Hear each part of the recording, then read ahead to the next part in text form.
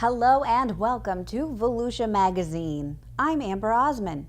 In this week's episode, we have details on ways to support the victims of the recent terror attack in Orlando.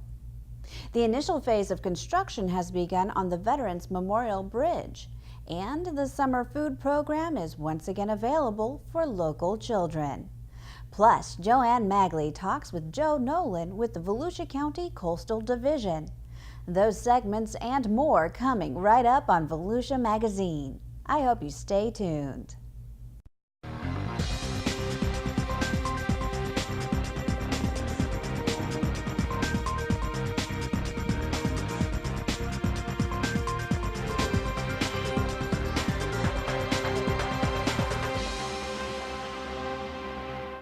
This past weekend, we were all shocked by the mass shooting at an Orlando nightclub.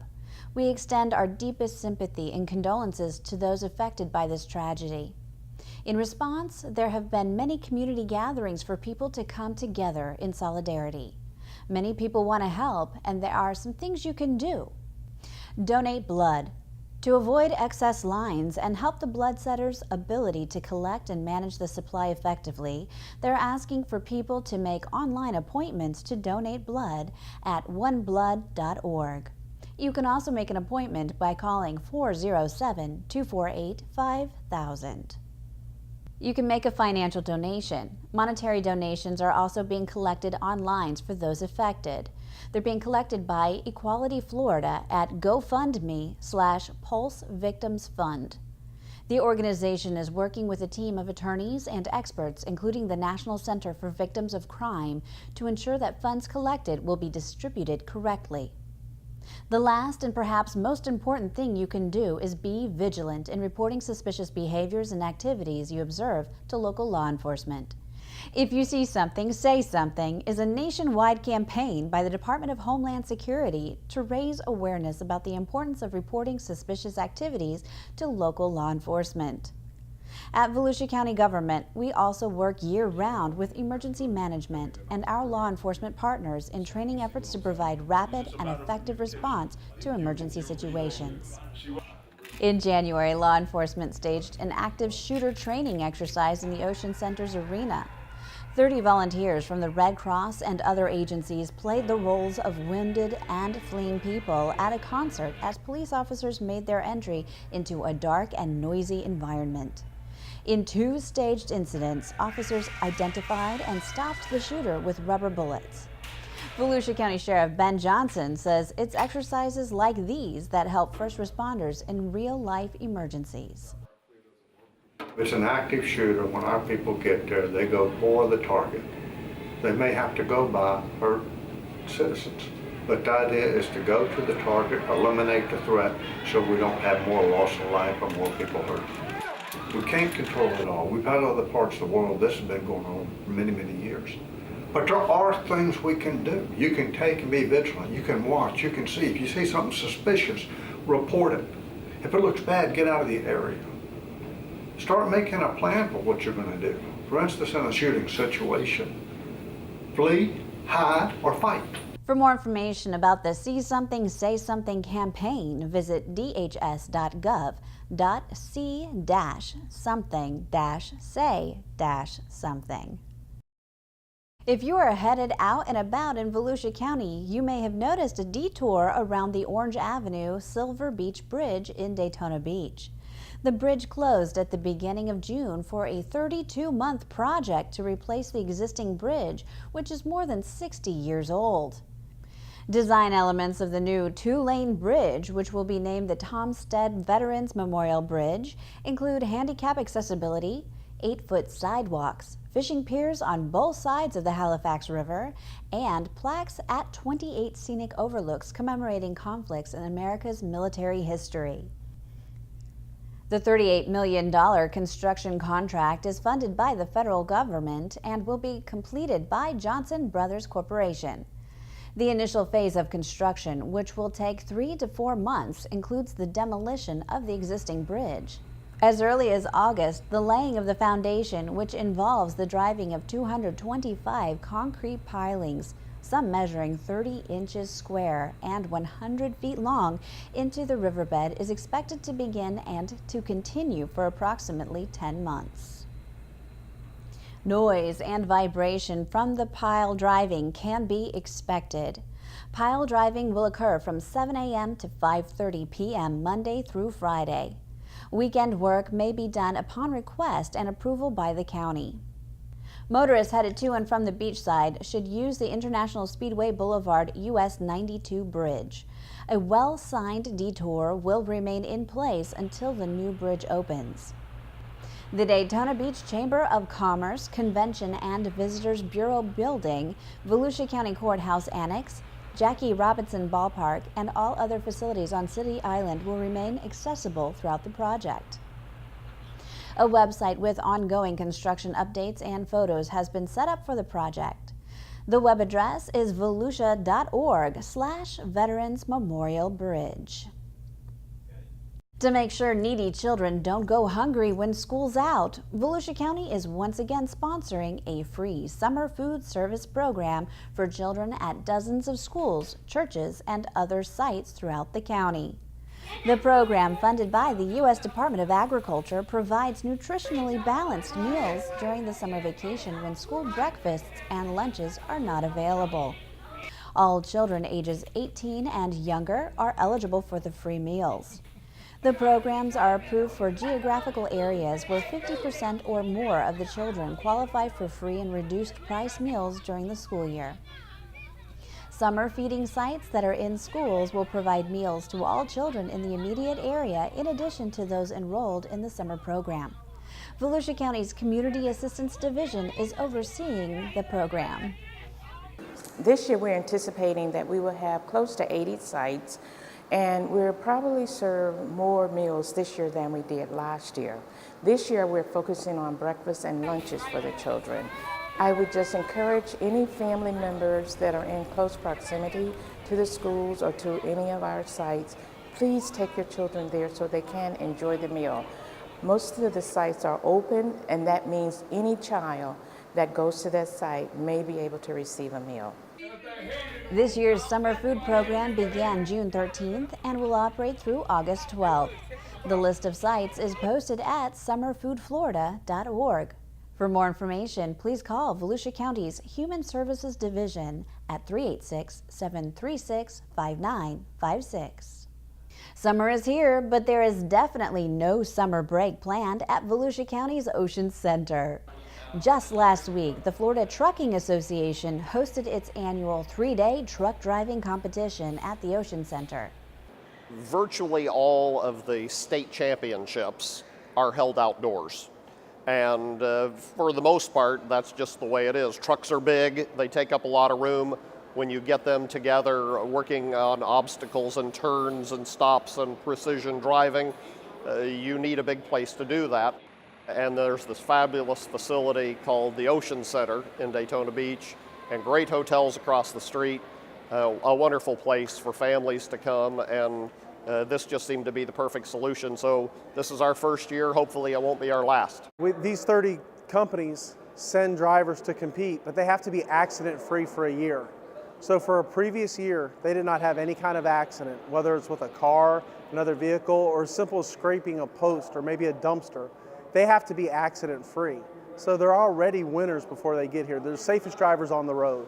And it is for bragging rights. Other companies, especially that have the same type of industry, they want to show off that they have the best. It's a big deal for somebody to qualify for the TDC, and people come to support them like crazy. So really love to celebrate safety and celebrate skill. Through the end of June, there are several events open to the public at the Ocean Center.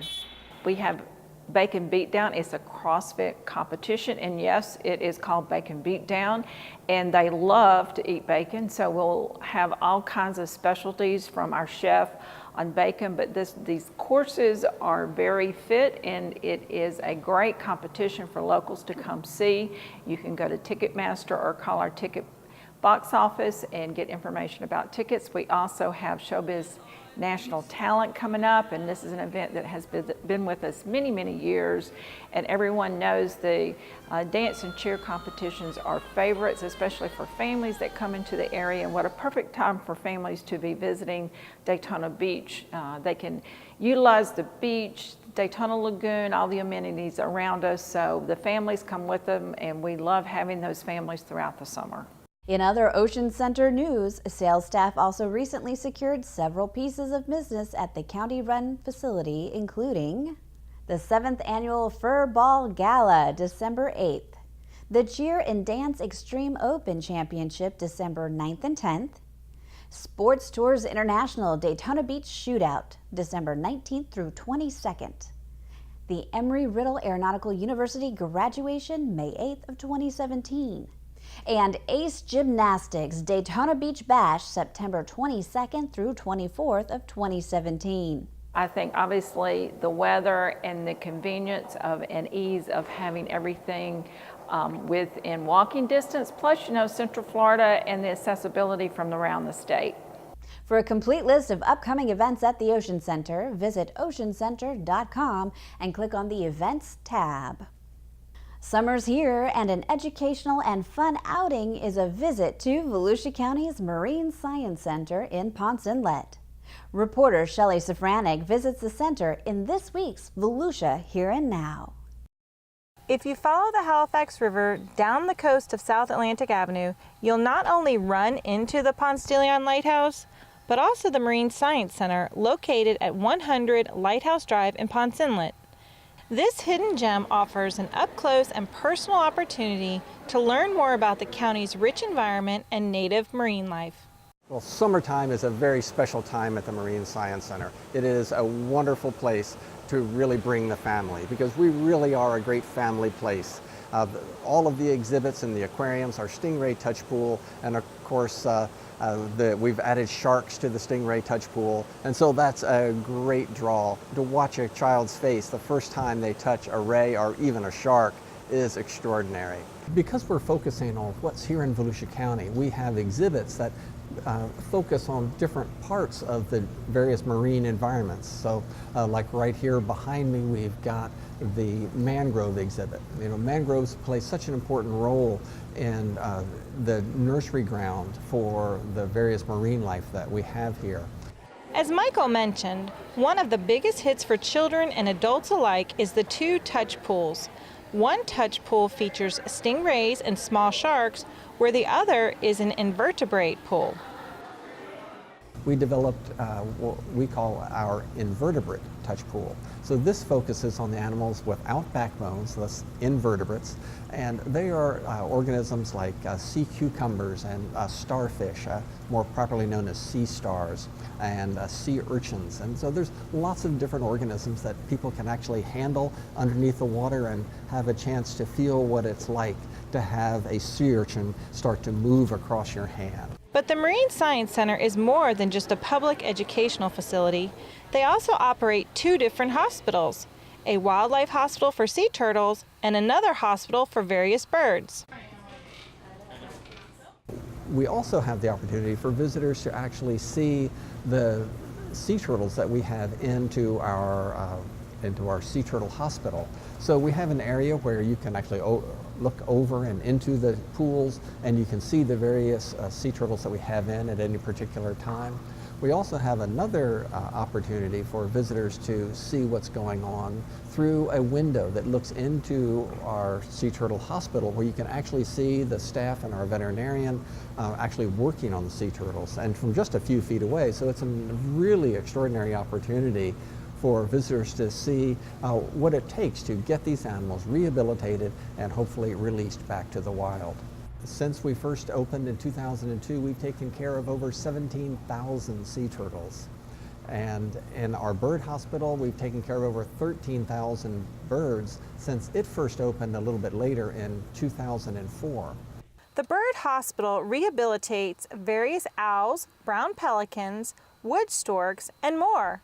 Though the bird hospital portion of the center is not accessible to the public, Many of the rehabilitated birds are glove trained and are part of educational programs. Visitors can come, and every day we have various programs, and they can get as close as you and I are to a great horned owl or to some of the other raptors that we have, and are able to do programming with them and allow people to get closer than they ever could to some of these wonderful animals that are right here in Volusia County. Visitors may view the Turtle Hospital, walk through the marine display areas, and enjoy the various touch pools from 10 a.m. to 5 p.m. Tuesday through Saturday, and noon to 5 p.m. on Sunday. For more information on the center or to find out when the next turtle release will be, visit marinesciencecenter.com. For Volusia Here and Now, I'm Shelley Safranek. This week on Solutions for Your Life, Laura Cash, UF-IFAS, Volusia County 4-H Extension Agent, shows off this year's entries to the 4-H County events and invites more children and youth to participate.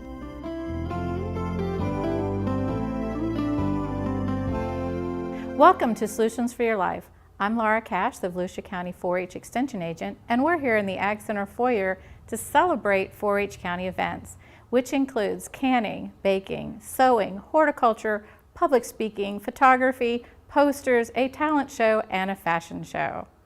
But before I show you some of the wonderful things that the youth have made, I'd like to tell you a little bit about the history of 4-H. Back in the 1800s, farmers were reluctant to use new methods of farming. So researchers said, well, we'll talk to the kids. So that's how 4-H got its roots, in agriculture. Researchers figured that the youth would be more prone to use newer techniques and rely on researchers for that information as they grew up.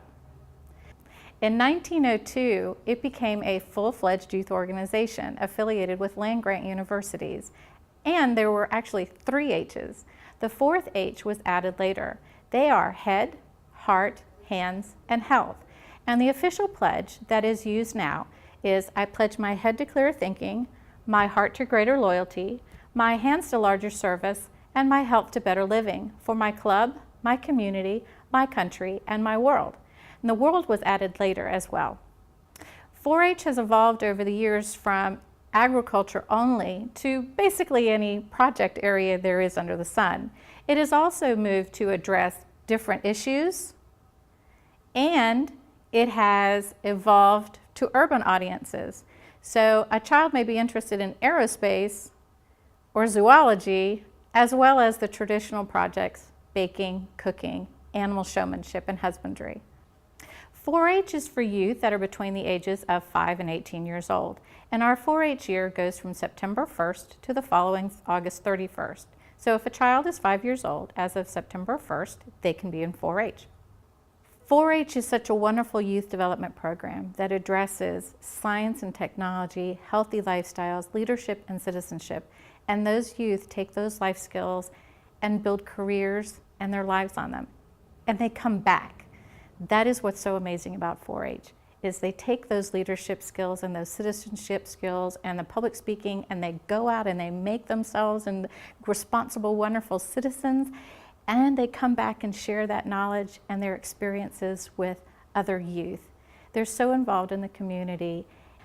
On display in the lobby at the Ag Center are the youth's entries from sewing, horticulture, poster, and photography. And we have entries from ages 5 to 18 years old. Sewing is one of the entries in county events. This particular quilt was sewn by a 9-year-old who showcased her land project. There's another project that we do that's related to the state, and it's called Clothing My World. This one is called a monster, and this is the hot dog pillowcase technique. And they're for youth who are in hospitals. 4-H is constantly evolving to reach the clientele that surround us, and we look forward to being around for at least another 100 years. With Solutions for Your Life, I'm Laura Cash. It's time to go into the studio and join the Director of Community Information, Joanne Magley, and her guest, Volusia County Coastal Division's Joe Nolin. Thanks, Amber. Well, sport and commercial fishing is a major component of Volusia County's recreational and economic makeup. And as such, the Volusia County Council has made a major commitment to the continued growth of the county's artificial reef program. So joining us today in the studio to talk about the reef program is Joe Nolin with the county's Coastal Division. Hi, Joe. Hey, Joanne. Great to be here. Great to have you here. So let's start with some background. In 2010, as I mentioned, the Volusia County Council made this commitment for our reef program to basically double in size. But take us back to before then. How did our reef program begin? Well, in 1980, the Ponce de Leon Port Authority, along with some local fishermen, with a great deal of interest from local fishermen, particularly the Halifax Sport Fishing Club, became interested in constructing artificial reefs offshore Volusia County. And they did so with the sinking of a large Liberty ship, the USS Mindanao, about 10 miles offshore Ponce de Leon Inlet in about 80 feet of water. And that became a very famous kind of action and a famous shipwreck, and people began diving it and fishing it a lot. It was in a location where there was really good fishing to begin with. So there was strong interest in that, and a terrific positive reaction from the fishing community and the boating community and diving groups. So, and then when the county took over the Inlet and Port District in 1985, they continued that interest, and the county council at that time continued the interest in that program, and we've built reefs ever since. So it's really been, has had a 30-plus year history. And in 2010, there was renewed interest in artificial reef construction from the county council related to the federal red snapper regulations. And at that time, the federal government came out with some strong proposals to close off a wide area of the seafloor offshore Volusia County and Brevard County and the northeast Florida coast to any kind of bottom fishing, right? For snapper, grouper, sea bass, you name it, any of the fishes, ground fish that inhabit our natural reefs. And Mr. Deneen, the county manager, and the county council asked the Coastal Division and the Inlet and Port District, what could we do to support the marine industries and make sure that they get through this time and deal with some of these regulations. So they decided to double the number of artificial reefs in 2010. And since that time, we've doubled plus the number of artificial reefs located offshore Volusia County. So then what is our number right now as we stand with artificial? We have 141 individual small artificial reef placements. And one artificial reef is about the size of a single-family home, about 2,400 square feet on the seabed. Sure, so it's obvious that when you build these reefs, it's an economic development tool to bring fishermen, fisherwomen, divers into the area that might not normally come to the county. It really is. That is a fundamental interest in supporting the marine industries, both boating, fishing, diving, and so forth. So this kind of creates the infrastructure, if you will, for marine enthusiasts and boaters and fishermen and divers to use. So it's a terrific public project, and it's a massive recycling effort. We've deployed hundreds of tons of concrete materials that would otherwise may wind up in the landfill, right, taking up valuable landfill space. And what's the purpose of, or the difference, I should say, between the inshore and the offshore? Well, most of our artificial reefs are located anywhere from 5 to 15 miles offshore, and we've got one site about 33 miles offshore in real deep water. Okay. So from 5 to 15 or 20 miles, anywhere from 65 to 85, 90 feet of water.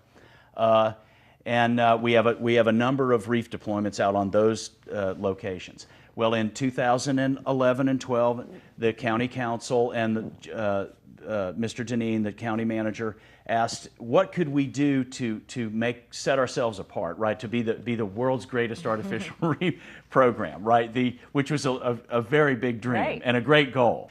And notice that no one had built reefs very close to shore in northeast Florida. They had done some in the Panhandle in the Gulf.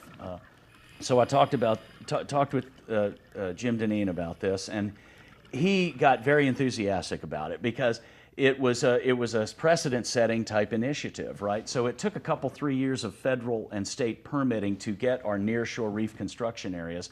So we now have 2 nearshore reef areas, one located about 4,000 feet off the beach, off of Flagler Avenue in downtown New Smyrna Beach, and it's about 40 acres a 40-acre square or polygon that we can make reef deployments within. And then another one near shore area about 4,000 feet off the beach, off the Sunglow Pier in the Daytona Beach shores area. And these are interesting areas. They're very close to the inlet, so they're very easily accessible for small boat anglers, right? For the mom, dad, and kids that want to run out on a Saturday morning and not go too far offshore, right? So they're safe from afternoon thunderstorms and that sort of thing, and they can see the beach and see land, but still have a deep sea fishing experience. So these sites are located in 40 to 50 feet of water, a little bit shallower, and only the Flagler site is 2.5 miles south of Ponce de Leon Inlet, right along the beach. Really easy to get to, easy to find. We've even had folks kayak out. I was going to say, I out heard to that the- it's easily accessible for people in kayaks as well. Yes, kayak fishermen have discovered the reef deployment sites. And we've heard great stories so far. Just since last summer, they immediately began to be colonized by mangrove snapper, sheep's head, flounder, spadefish, and ocean triggerfish, which was amazing to us. We never dreamed that they would that quickly be colonized with, and these are decent sized fish that are catchable, right? So, and it was from a charter captain. So this is exactly what we were so happy to hear that, because there's the direct marine industry economic impact, whereby charter fishermen are using this resource, this infrastructure, to make money. Again, where can people get more information about the reef system? Well, volusia.org, Coastal Artificial Reef Program. There's an interactive map even that our terrific IT group has done for us. Thank you, Al Hill, for doing a great artificial reef interactive map where you can zoom in on each site and find the coordinates for the site, which is real important for you to use your GPS to get to it and fish.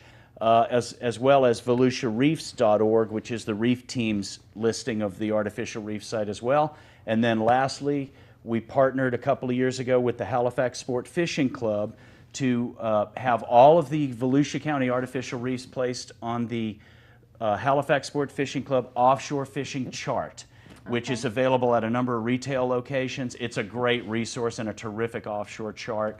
And all of our artificial reef sites on there. The club was gracious enough to say, yes, let's partner, let's do this. We want to support the county. They're strong supporters of the program. And it was a terrific leadership initiative of the county council. All right. Well, Joe Nolin with the county's Coastal Division, always a pleasure to have you here. Always great to be here, Joanne. Thank you so much. Thank you. Amber, back to you. Thanks, Joanne, and thank you too for watching Volusia Magazine. If you have any questions about the show, you can feel free to give us a call at any of the numbers you see listed here, or you can log on to volusia.org and click on the News tab at the top of the screen to find us. And we hope you won't forget to listen to Volusia Today. That's Volusia County Government's weekly public radio broadcast. Volusia Today airs every Tuesday, Wednesday, and Sunday mornings on the local radio stations you see on your screen. For Volusia Magazine, I'm Amber Osman. Have a wonderful evening.